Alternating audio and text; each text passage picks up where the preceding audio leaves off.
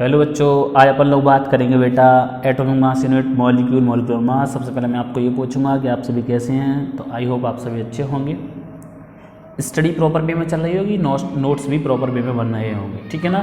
चलिएगा, नोट्स बनाते रहिएगा। ढेर सारे वीडियो में डाल चुका हूँ और भी वीडियो डालता रहूँगा। और चीज़ें अगर पसंद आती हैं तो चैनल को सब्सक्राइब, शेयर और अगर आप चाहें तो लाइक भी कर सकते हैं वीडियो को, ठीक है ना, अगर आपका दिल कहता है तो, क्योंकि यहाँ पर पैसे खर्च नहीं होते। चलिए अब मैं बात करता हूँ atomic mass unit, molecular mass की। तो अगर अपन लोग बात करें एटॉमिक मास यूनिट की तो कुछ पुराने वीडियो में भी डाल चुके हैं, लेकिन यहाँ पर फिर से समझने की कोशिश करेंगे। तो सबसे पहले हेडिंग लगा लीजिए एटॉमिक मास यूनिट, जिसे शॉर्ट में अपन लोग AMU बोल देते हैं। एटॉमिक मास यूनिट, इससे बोल देते हैं अपन लोग AMU। चलिए समझिएगा, बहुत छोटी सी डेफिनेशन लेके चलेंगे, फिर फॉर्मूला, उसके बाद सीधे सीधे अपन लोग चलेंगे मॉलिक्यूल पर, ज़्यादा बात करेंगे नहीं, ठीक है। तो अगर अपन लोग बात करें AMU की तो ये है the quantity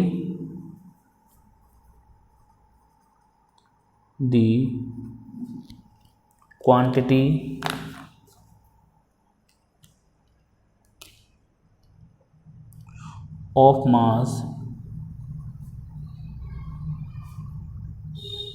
mass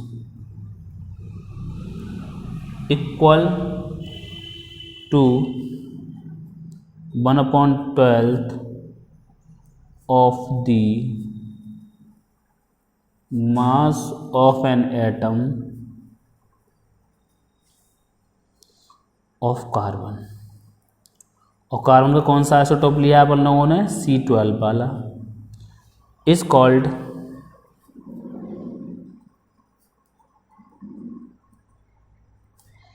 atomic mass unit. I hope बात समझ में आ गई होगी, डेफिनेशन आसान है। अगर आप लोग फॉर्मूले की बात करें तो एटॉमिक मास यूनिट क्या होगी बताइए। एटॉमिक मास यूनिट बराबर क्या हो जाएगा, जो फॉर्मूला है भाई वही हो जाएगा, जो डेफिनेशन है वही फॉर्मूला हो जाएगा। यानी क्या हो जाएगा, 1/12 mass of A carbon 12 atom. बात समझ में आ गया। इसको शॉर्ट में किससे रिप्रेजेंट करते हैं, AMU से, ठीक है। बात समझ में आया, खूब अच्छे से नहीं आया, आया ना। चलिए तो अगर अपन लोग बात करें, एक डब्बा का मैं यूज कर ले रहा हूँ, फिर जैसे जैसे आगे बढ़ेंगे वैसे वैसे अपन लोग थोड़ा समझाएंगे, ठीक है। चलिए ये है आपके पास एक डब्बा। अगर मैं बात करूँ कि एक्सपेरिमेंटली हमने क्या देखा, एक्सपेरिमेंटली ग्राम में बात करेंगे, एक्सपेरिमेंटली फाउंड दैट, और एक्सपेरिमेंट में बता दूंगा आपको भी, found that the mass of C12 atom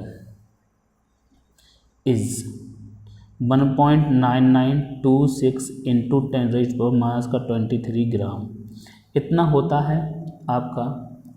बात समझ में आ गया होगा, किसका, कार्बन एटम का। तो यहाँ से 1 AMU आपका हो जाता है 1.99 इंटू 10⁻⁻23 डिवाइडेड बाई किससे, 12 से। तो यहाँ से आ जाएगा आपका आंसर 1.6605 इंटू 10⁻⁻24 ग्राम। ये आपका ग्राम में AMU का वैल्यू आ गया, ठीक है। इसको अगर बात करें कहाँ से आया, तो ये मोल कॉन्सेप्ट पे जाएगा आपका क्वेश्चन। अभी मोल कॉन्सेप्ट में लास्ट में करवाऊंगा तो आपको ये चीज़ समझा दूंगा, मोल कॉन्सेप्ट पर जाएगा। 12 ग्राम अगर अपन लोग बात करें तो कार्बन के एटम होते हैं इतने, एटम ऑफ कार्बन। तो यहाँ से एक एटम का जो आएगा मास वो आएगा आपका 12/6.022 इंटू 10⁻23। इसको जब आप सॉल्व करेंगे तो यही वैल्यू निकल के आ जाएगी, ठीक है ना। चलिए इतना पर्याप्त है। इसको जब मोल कॉन्सेप्ट आएगा जब डिटेल में बात करेंगे, बाकी आप लोग सॉल्व कर सकते हैं यहाँ से, ठीक है। अब अपन लोग बात करते हैं मॉलिक्यूल की, ठीक है। या बात करें सबसे पहले तो हाउ डू एटम अकर्स, ठीक है। इसकी बात करें तो एटम मेनली कैसे पाया जाएगा समझिएगा। मैं फ्लो चार्ट बना दे रहा हूँ, फिर एक और पेज ले लेंगे, उस पर डिटेल में समझेंगे। एटम की दो फॉर्म हो सकती हैं, या तो एटम आपका कोई मॉलिक्यूल बना सकता है, या एटम आपका कोई आयन बना सकता है। मॉलिक्यूल आपका न्यूट्रल होता है और आयन जो होता है आपका वो चार्ज होता है, ठीक है ना। मॉलिक्यूल जब हम यहाँ से पढ़ते हैं तो हम पढ़ते हैं मॉलिक्यूल दो तरीके के, एक एलिमेंट का मॉलिक्यूल होता है आपका, और एक आपका मॉलिक्यूलर कंपाउंड बोल सकते हो, या कंपाउंड का मॉलिक्यूल होता है। एलिमेंटल मॉलिक्यूल बोल दो आप इसको, या मॉलिक्यूल बोल दीजिए, या कंपाउंड मॉलिक्यूल बोल दीजिए, ठीक है। चार्ज मिलके क्या बनाते हैं आपके ionic compound, ionic compound, like as NaCl हो गया आपका, MgCl2 हो गया, ये भी मैं बनाना सिखाऊंगा, ठीक है, परेशान ना होइए।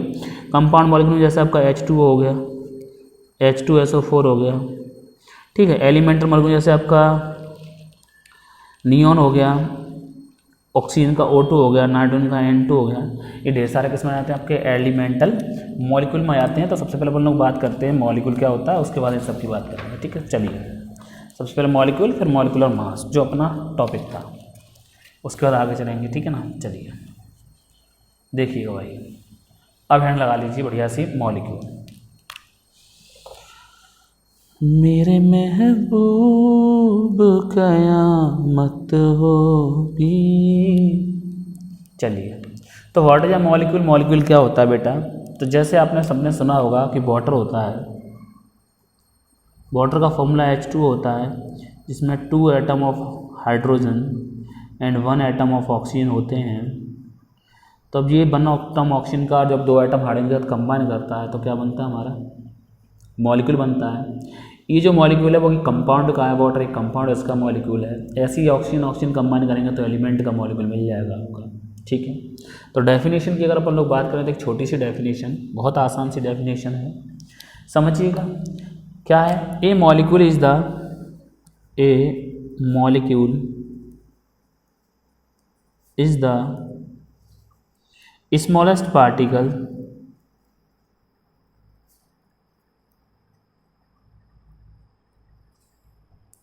of a substance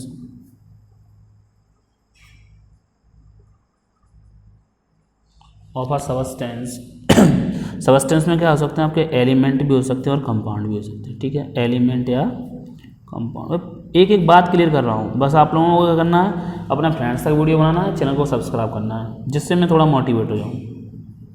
which is capable of independent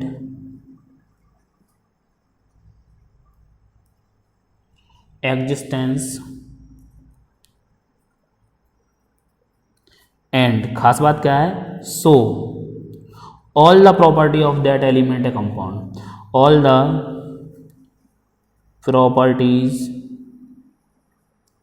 of that substance। अब एक होता है, जैसे मैंने आपसे कहा कि ऑक्सीजन गैस का सिलेंडर ले आओ या O2 का मॉलिक्यूल ले आओ, तो O2 का मॉलिक्यूल जो प्रॉपर्टी शो करेगा वही ऑक्सीजन का सिलेंडर के अंदर भरी हुई गैस होगी, क्योंकि वो गैस जो वो किससे मिलकर बनी है, ढेर सारे O2 मॉलिक्यूल से। ऐसे ही अगर वाटर की बात करें तो वाटर का एक मॉलिक्यूल जो प्रॉपर्टी शो करेगा वही पूरा गिलास है, बाल्टी या समुद्र भी वही इस प्रॉपर्टी सारी शो करेगा, एक H2O के मॉलिक्यूल के बराबर ही। क्यों, क्योंकि जो बाल्टी में या बस जो आपके पास बाल्टी है या गिलास है उसमें जो पानी भरा हुआ है वो किसका है, H2O का मॉलिक्यूलर फॉर्मूला है, H2O है, और सही से कंपाउंड बना है आपका वाटर। तो जो H2O शो करेगा प्रॉपर्टी वो पूरा का पूरा पानी, कहीं से भी चेक कर लीजिए वही प्रॉपर्टी शो करेगा, ठीक है ना। तो वो ये डेफिनेशन में बात अपन लोगों ने कर ली है। चलिए ठीक है, अब यहाँ से दो तरीके से अपन लोग पढ़ेंगे, मॉलिक्यूल ऑफ एलिमेंट और मॉलिक्यूल ऑफ कंपाउंड, ठीक है ना। तो उससे पहले पढ़ लें अपन लोग एटॉमिसिटी। ये एक बेहद इंपॉर्टेंट बढ़िया एक डेफिनेशन है जो पेपर में पूछ ली जाती है आपसे 1 से 2 नंबर की, तो इंपॉर्टेंट बता दिया मैंने आपको। एटॉमिसिटी बहुत ही आसान है, the number of atoms in a molecule, the number of atoms in a molecule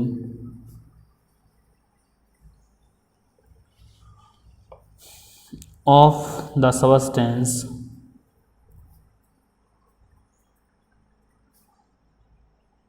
is called atomicity, is called atomicity।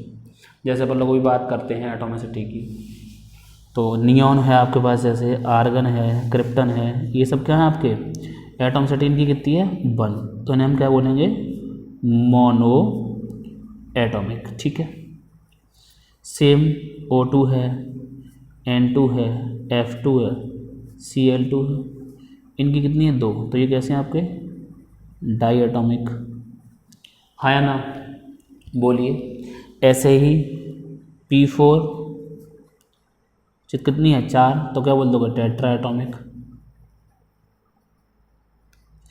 ठीक है ना। या ऐसे एसिड इसकी होगी 8, तो ऑक्टा एटॉमिक, ऑक्टा एटॉमिक। तो एक बात बता दें, इन्हें ऑक्टा एटॉमिक बोल दो, या जब हम बात करें 4 से ऊपर तो जनरली क्या बोल देते हैं पॉली एटॉमिक, क्या बोल देते हैं पॉली एटॉमिक। अब कब तक एटम्स की संख्या गिनोगे तो इन्हें बेसिकली अपन लोग क्या बोल देते हैं पॉली एटॉमिक, ठीक है। बात समझ में आती है खूब अच्छे से, ठीक है ना। चलिए अच्छी बात है भाई, तो आई होप समझ में आ गया होगा आप लोगों की खूब अच्छे से ये सब। तो जितने भी आपके मेटल्स हैं वो जनरली, मेटल्स की अगर जनरली बात करें तो वो मोनो एटॉमिक ही होते हैं सारे मेटल्स आपके, ठीक है ना। नॉन मेटल्स में अगर इनर्ट गैसेस को छोड़ना तो ज़्यादातर diatomic, triatomic, tetratomic form में पाए जाते हैं, तो वो अलग अलग है आपके, ठीक है ना। बात समझ में आ गया होगा। तो उसके बाद मैंने बात करी थी आपसे मॉलिक्यूल्स ऑफ एलिमेंट, तो किसी भी एलिमेंट का जो मॉलिक्यूल होगा उसे मॉलिक्यूल ऑफ एलिमेंट बोलेंगे, और किसी कंपाउंड का जो मॉलिक्यूल होगा उसे मॉलिक्यूल ऑफ कंपाउंड कहा जाएगा, ठीक है। बात समझ में आती है। जैसे अगर मैं आपको बात करूँ वाटर की, तो चलिए मैं 1-2 एग्जांपल ले लेता हूँ। जैसे मैं आपसे वाटर, तो वाटर ये हो गया आपका कंपाउंड, ये अगर मैं बेसिकली बात करूँ तो ये है आपका कंपाउंड। चलिए एक चार्ट सा बना ले रहे हैं। अब यहाँ पे बात करते हैं कंबाइनिंग एलिमेंट की,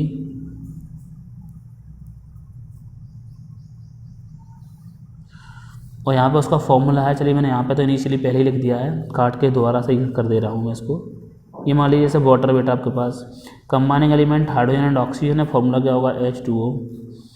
और ये हमें पता है कि डेफिनेट रेशियो बाई मास मिलेंगे तभी बनेगा, रेशियो बाई मास, तभी हमें कंपाउंड मिलता है जब हम डेफिनेट रेशियो बाई मास। तो यहाँ से अगर अपन लोग बात करें तो उसका रेशियो 1:8 रहने वाला है। क्यों? क्योंकि हाइड्रोजन का मास यहाँ 2 है, ऑक्सीजन का कितना है 16, तो ये कट जाएगा, कितना आएगा आपका 1:8। ऐसे ही कुछ कंपाउंड है उन्हीं की बात करेंगे एनसीईआरटी में जो दिए हुए हैं आपके, जैसे कार्बन डाइऑक्साइड, कार्बन डाइऑक्साइड जो होता है आपका, ये भी मॉलिक्यूल ऑफ कंपाउंड है, इसमें कार्बन एंड ऑक्सीजन है, फॉर्मूला आपका CO2 रहता है। रेशियो की बात करें तो कार्बन का 12 होता है यहाँ पर, ऑक्सीजन का 32 है, तो यहाँ पे आएगा आपका 3:8 बाई मास, ठीक है ना। ऐसे ही एक मॉलिक्यूल ले रहे अमोनिया, जैसे हमारे पास अमोनिया है, इसमें नाइट्रोजन एंड हाइड्रोजन होता है बेटा। फॉर्मूले की बात करें तो बेटा NH3 रहने वाला होता है।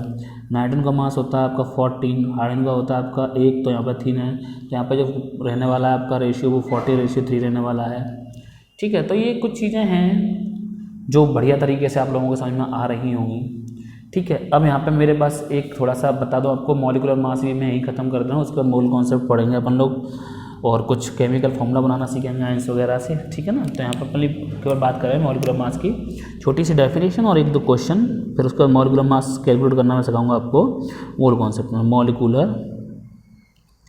मास। चलिए देखते हैं, समझिए भाई। ये भी वही डेफिनेशन, कार्बन 12 को रेफरेंस माना था एटॉमिक के लिए और मॉलिक्यूल के भी, तो वहीं से डेफिनेशन बनने वाली है, ठीक है ना। तो the relative mass of the molecule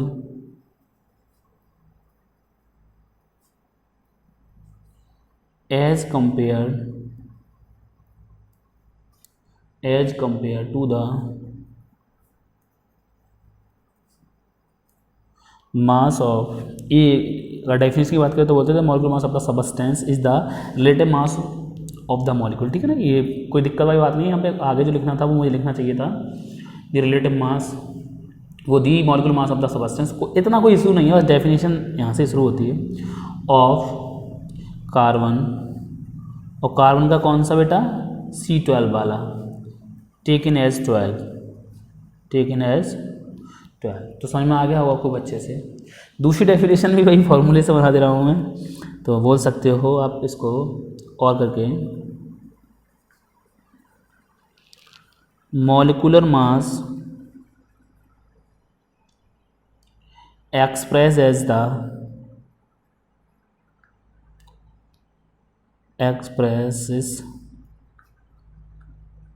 the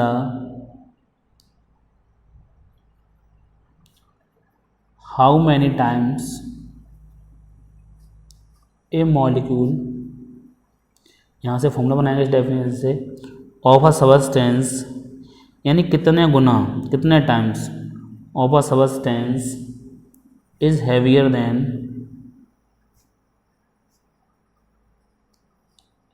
1/12 of the mass of an atom of carbon, और कार्बन का कौन सा, C12। तो फॉर्मूला बन जाएगा आपका मॉलिक्यूलर मास बराबर mass of a molecule divided by 1/12 mass of C12। ठीक है, जैसे अगर एग्जांपल ले लें तो एग्जांपल में ले लिया हमने H2 को, मान लीजिए तो H2 का अपन लोगों को पता है कितना होता है 18 U, इसका भी यूनिट यही रहने वाला यूनिफाइड मास। तो हम बोल सकते हैं it is 18 times heavier than C12, it is 18 times heavier than 1/12 of C12 mass. ठीक है, तो ये आपके यहाँ से डेफिनेशन हो जाती है। मैं ढेर सारे बताऊंगा कैसे कैलकुलेट करते हैं, एटॉमिक मास भी लिखवा दूंगा कुछ के, परेशान नहीं होना आप लोगों को। तो इन 2 वीडियो में आपको मॉलिक्यूल्स और इससे प्रीवियस वाली में एटम्स के बारे में बताया डिटेल में, इससे ज़्यादा पेपर में नहीं पूछा जाएगा आप लोगों से।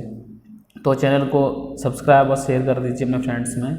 मिलेंगे नेक्स्ट वीडियो में, तब तक आप सभी अपना ख्याल रखिएगा बेटा। Goodbye, take care.